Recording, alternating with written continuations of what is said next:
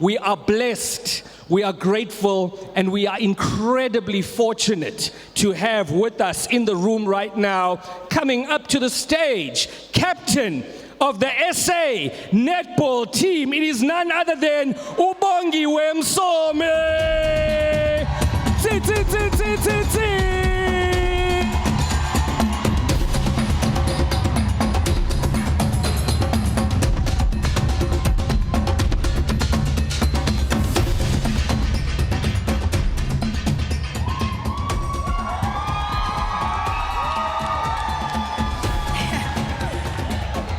I actually feel a bit tall for a change. I'm very short on the netball courts.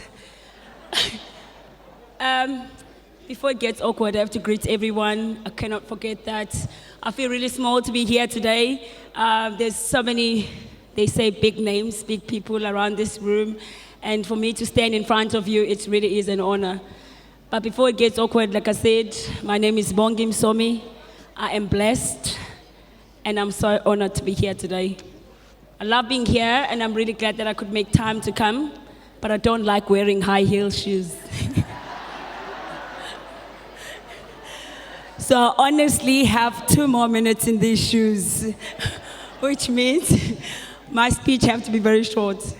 Just in brief, I am the SPA Proteas captain, but coming here tonight, it was just me, just being a guest, and actually just being in a different space, probably being awkward, and actually being, uncomfortable. I think that's where we grow as people. The more you get put into a position where you're uncomfortable, you probably learn more. So I thought today, for me to come here, and they did say it's about Tourism Business Council, and it's a leadership conference. And I thought, okay, so maybe I'm not just another person. I am a leader for the SPA Proteas, so today maybe it's fitting for me to be here. But in saying this, I'll give you a brief of who Bongi is, where I come from. If you feel like I'm being too long, feel free to start clapping. I will know what you mean. I must go and sit. I come from Hammersdale. It's a small township between Maritzburg and Durban, and that's in KZN. I've been very proud and pleased to say, up until today, through netball, netball has taken care of me. It gave me so much opportunities to be a person that I am today. And I'm so pleased that I could stand in front of so many people to actually speak about myself. But not just that only, but the journey it has been for me to be an athlete and also to mentor and guide and coach, and to be of value to other people as well. And I really love that. It's probably one of the big things in my life that I look forward to doing at this stage. So I'm currently working at the University of Johannesburg. I'm a netball manager there and a coach. And outside my working space, I have a Bongi Msomi Legacy Project where I go around either provinces or districts and I try and teach girls and boys netball skills. But besides that, probably to share, experiences that I've gotten through the netball journey that I have up to now. And why do I want to teach others through the journey? I think there's a lot of times where you get to hear from the people who've been through the journey that you absorb something because it's probably they've been physically through it. Sometimes people try and teach us things that you start thinking, did you even go past that, or do you even know what you're talking about? And I really find it fitting for me to come from a township where I basically never have to speak English at school, honestly. It's netball that made me speak English. And when they told me I'm going to be a captain from 2016, I was vice captain from 2013. 2016, I was named a captain. I was like, what am I going to say? I know there's a lot of interviews that need to be done, and my English was a bit questionable. And I was like, I know my English teacher is a Zulu-speaking person. I don't know if I can trust him at this point. But standing here today, I can actually trust my English, so he did a good job, I have to say. I'm so glad he's not here because he wouldn't be impressed. But in saying this, I want to start in brief, giving an idea of, we start speaking about sports just as sports where we get sweaty and we start pushing and shoving each other and all of that, but it's really way more than that.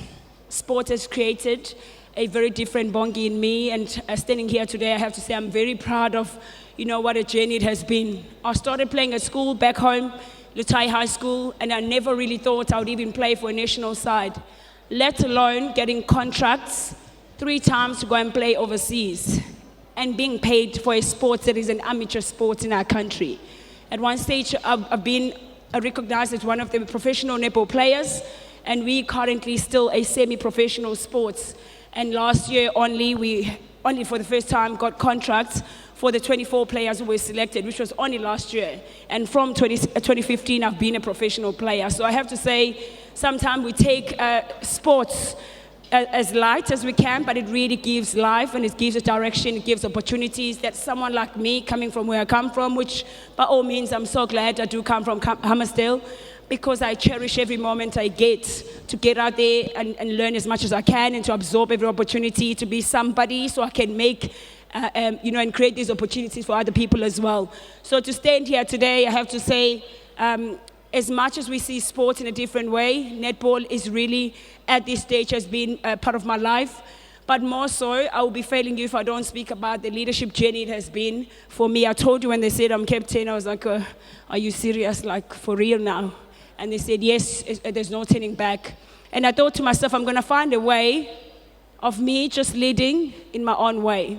Being lucky at home, I was brought in a family where respect is probably one of the biggest aspects in my family. And I have so much respect for people, either in front of me, people I work with, it doesn't matter where I come across.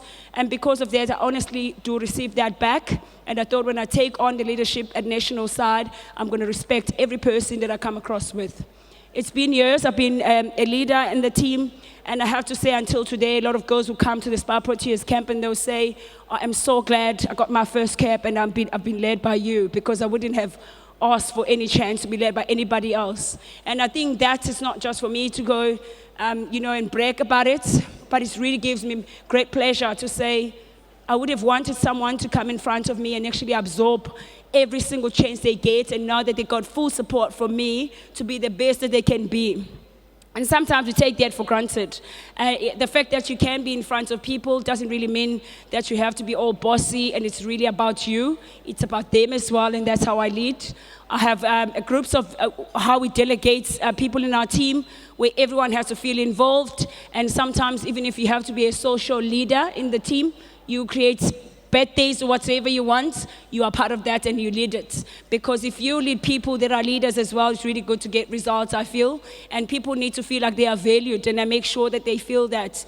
But also to lead by example. Until today, I'm 35 years old. If I go to a training camp, I hit every fitness test top class. And that's because it's something I've decided on, and I thought I cannot lead people if I cannot show them the way. And for those who have seen me play at World Cup, I hope you really saw a passionate young woman who really just wants to represent the country with pride. Thank you. Because if that cannot be seen through what we do, then why are we doing it?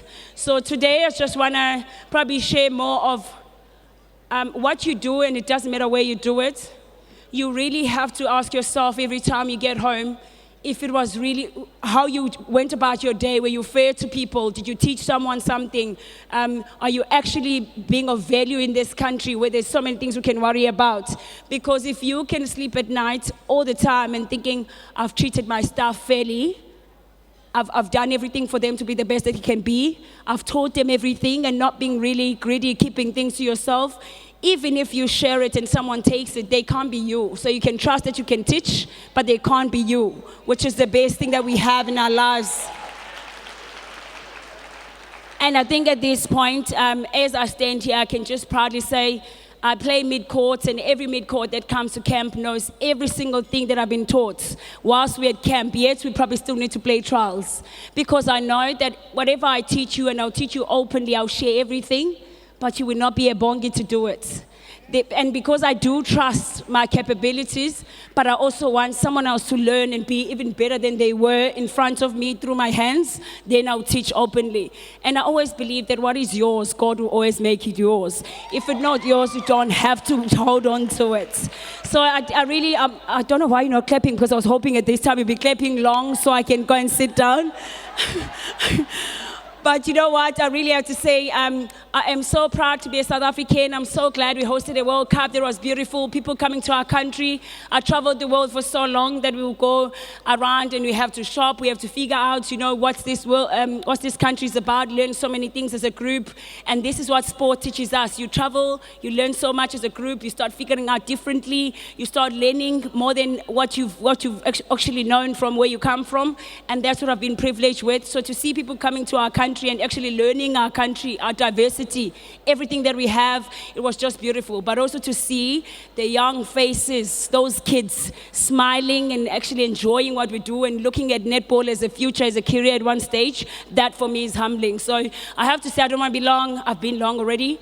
Thank you so much for having me here, and I really hope that I've been of value tonight. Enjoy the rest of your day. You know what, Bongi? From the moment you walked in, I could tell that you were a professional. Do you know what professionals do? Professionals call the event organizers ahead and they say, where I'm gonna be standing?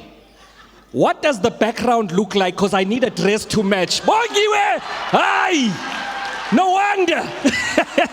One more round of applause, ladies and gentlemen. Bongi Msomi. Amazing.